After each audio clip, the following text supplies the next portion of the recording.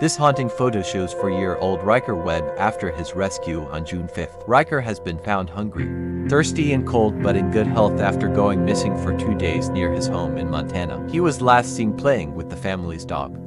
After disappearing, police received a concerned call from a neighbor and began searching. A code red was sent to all nearby residents as teams combed through dense vegetation in the area. He was found on Pine Ridge Road, about 2.5 miles from where he'd last been seen. The boy in this photo, Martin Bryant, would grow up and kill 35 people in 24 hours. Martin was born in Australia in 1967, and growing up, his mother described him as a bit different. He would bully his classmates at school and really liked to torture and kill animals. This behavior caused him to be evaluated by a psychologist who determined that he had an IQ of 66, meaning he legally has a mental disability. At age 14, Martin's father Maurice purchased him an air rifle, and the kid would use it to shoot at birds and passing cars, earning him the nickname Silly Martin. In 1993, his dad tries to buy a bed and breakfast near a place called Port Arthur, but before Maurice could get the money, another couple purchases it, causing him to go into a deep depression. He was found a few months later at the bottom of a lake with a diving weight wrapped around his neck. This event set Martin off the deep end, causing him to craft a plan for revenge. On April 28, 1996, Martin drives to Port Arthur with guns and ammo and proceeds to kill the old couple who had purchased the B&B. He then proceeds to take the lives of 33 others in the area before being taken into custody a few hours later. This incident causes the Australian government to reform their gun laws, making it near impossible for people to purchase a rifle or a shotgun similar to the ones Martin had used in the shooting. He pleads guilty to 35 counts of murder, and Martin Bryant is sentenced to 1,035 years in prison.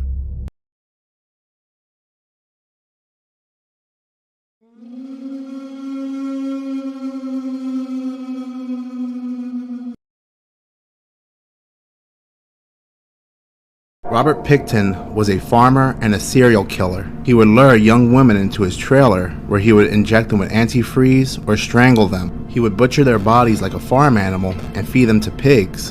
But that's not the most disturbing part. He would take what was ever left of their flesh and guts and grind it up with pork, and then he would turn it into sausage and other meats and feed it to people. Not only would he give the sausages to neighbors, but he took the meat to a piggy farm concert and would give the meat out to everybody at the concert. So not only are they eating animals, but they're eating humans too. He began these murders in 1980 and wasn't caught until 2002.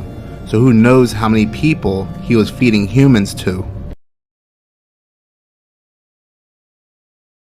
Charles Manson. Little backstory, he had a rough upbringing. When his mom had him, she was 16 years old. Apparently, she was at a bar one day, and the bartender was like, wow, what I would do to have like such a beautiful baby like that. Apparently, his mom was like, give me a beer and you can have the baby. Apparently, the bartender gave her a beer, she drank it, and gave her the baby. Then apparently, it took like 2 weeks, and his uncle is the one that went and found the bartender and got him back. He did commit a lot of crimes growing up, basically throughout his entire life, that the list is insane, dude. Things I never even knew he did. Like, it went from robbery to running an underground casino. It all kind of got a little serious when he was 18 and got caught sexually assaulting a boy at knife point. Then went to jail and then sexually assaulted 3 more men in jail. He got out, got married, then got a divorce a year later, and then started seeing a 16-year-old. Eventually ended up getting married to a prostitute named Candy, and then they got a divorce when he got arrested again. He said he fell in love with Scientology and music. So in 1967, he was released from jail and he moved to San Francisco, and he joined this hippie group where they preached about like LSD and like being free and like leaving and stuff like that. And that's where Charles actually started forming his own cult. And a lot like Ted Bundy, where he was a very charismatic dude, like people were very fond of him. In this hippie group, he started getting females that like wanted to follow him basically, and then he moved them over to Swan Ranch in California. His community just kept getting bigger. He released a song with Dennis Wilson from the Beach Boys, which I didn't know, and that really boosted him up in the society's eyes, and a lot of people started moving to this ranch, and they say it got upwards to like towards 100 people. And all of a sudden one day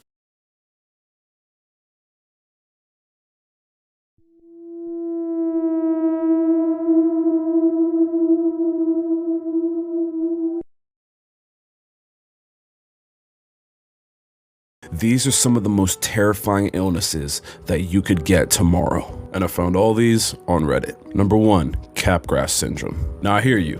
What is Capgras syndrome? Well, Capgras syndrome is one of the most terrifying diseases that anybody can get.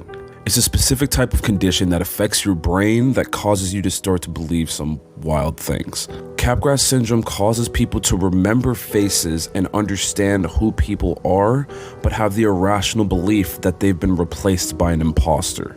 I know it sounds insane, but literally, that's what it is. Imagine seeing your own mom, your kids, your brothers, sisters, and you know that that's who they're supposed to be, but something in your mind isn't clicking, causing you to think that they've been replaced by an imposter, and that's not really your loved one. Number 2, diphtheria. This one is like my biggest fear. If you don't know what diphtheria is, I'm sorry for ruining your day in advance, and I hope you never get this. Diphtheria is basically the inflammation of the mucous membranes within your throat, and they get so inflamed that over time you will simply be unable to breathe. Talking about it makes my throat hurt.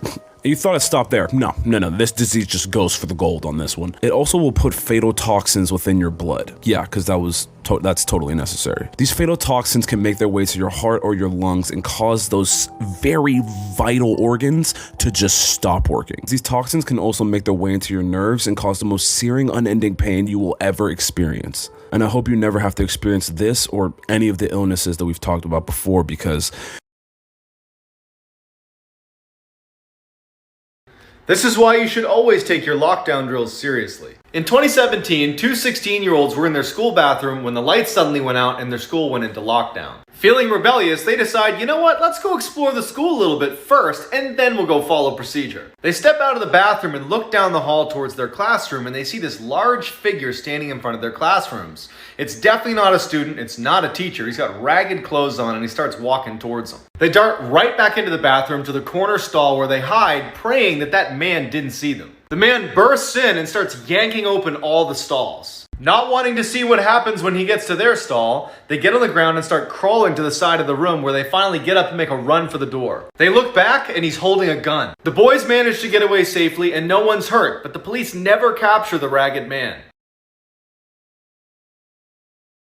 Humans Can Lick 2 Part 2. When the girl woke up in the middle of the night, she heard a strange dripping noise coming from the bathroom, but she thought it's just the sink faucet, probably needs to be fixed. And again, she stuck her hand under her bed so that her dog could lick it, and her dog did lick it. Around 6 a.m., she noticed headlights pulling into her driveway, which meant that her parents were home. So she thought, great, they can just take care of the dripping faucet. She got up to use the restroom and greet her parents when she was greeted by something else.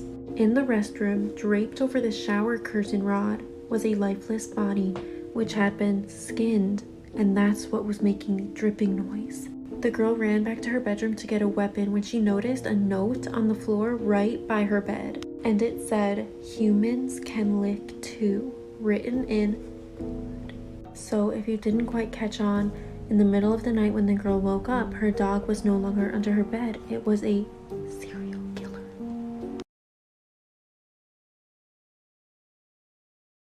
This is 19-year-old Austin Harif, a college student better known as the Cannibal Killer, after attacking a random couple in 2016. In the summer of 2016, Austin had just finished up his freshman year at Florida State and was living with his family west of Palm Beach. Everything was normal on the night of August 15th until he suddenly left their family dinner without saying why. Austin walked more than 3 miles before coming across John and Michelle Stevens, who were just enjoying the night and having a beer in their garage. The next thing that anyone knew, a neighbor heard horrible screams coming from their driveway and called 911. Authorities responded to the scene to find 2 dead bodies and Austin attempting to eat the face of one of his victims. He actually almost had to be killed, as authorities couldn't get him to stop even after using a taser and their police dogs. An autopsy reported that the couple died of blunt force trauma and stab wounds, and Austin claims to have no memory of killing them or why he did it. Just before the murders, he reportedly went from a normal and outgoing college student to believing that he was half animal and half man. In the weeks prior, Austin moved his bed to his family's garage to avoid demons, and he would patrol the house at night instead of sleeping. While there is no excuse for what happened, I do agree with the prosecution suggesting that he was truly in a psychotic episode when the attack occurred. He is currently awaiting his trial today. Your parents, you should have been better. You should have done more. You failed miserably. And because you failed his parents, my sister and brother-in-law are dead. Did you really sit here for the past 6 years believing that toxicology report, thinking he didn't do drugs? No one in your family has taken any responsibility for what has happened, not even you. I hate you. I hate you all. I hate what you did. I really think you deserve to die, Austin. Your family deserves to suffer the way my family suffered.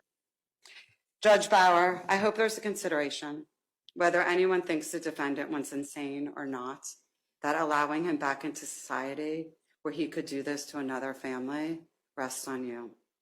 I hope that he stays wherever you are sending him forever, and if not forever, for at least my lifetime. Or I hope society is ready to live with a person like you.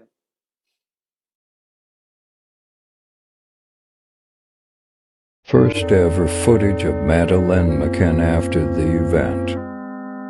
Spotted on 4th of May 2007, one day after her disappearance. This girl had heterochromia and was seen 2 miles from the crime scene.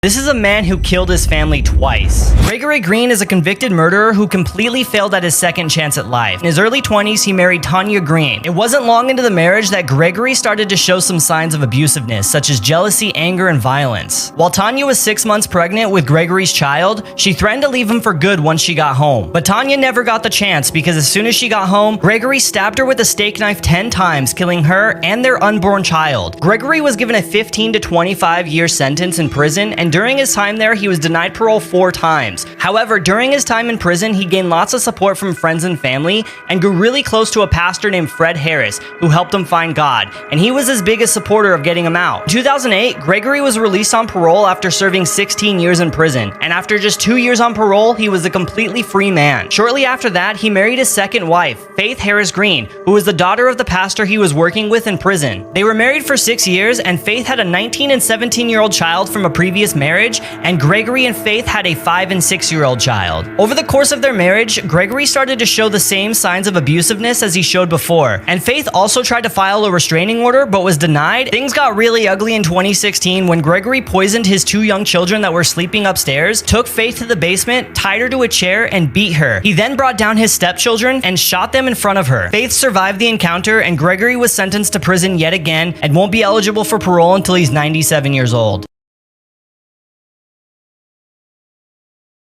This is a true horrifying story, part 66. This story happened in the early 2000s. It was late at night. A woman was driving in an unfamiliar area. Her car was old and unreliable, and soon she realized that she had to make a stop for gas. Luckily, she came across a gas station in a few minutes. The gas station was very old-fashioned, in the middle of nowhere. But something about this gas station seems very off.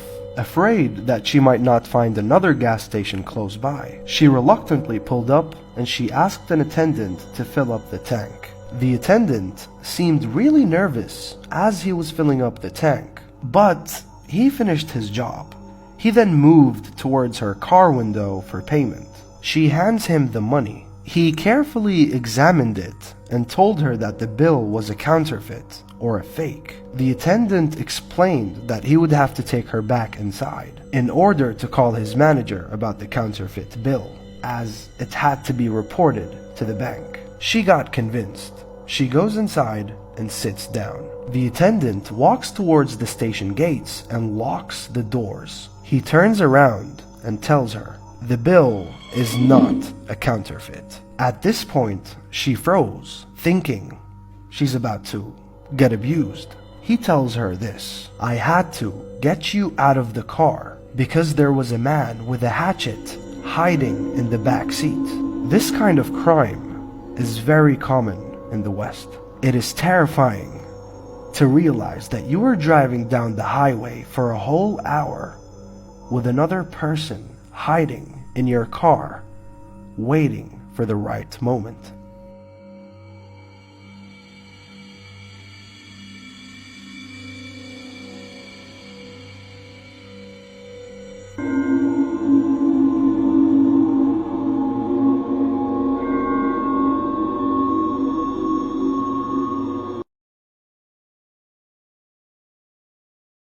Creepy things kids have said, part 3. When I told my 3-year-old I was pregnant and had a baby in my belly, she kept saying no, 2 babies. A couple weeks later, it was confirmed I was having twins.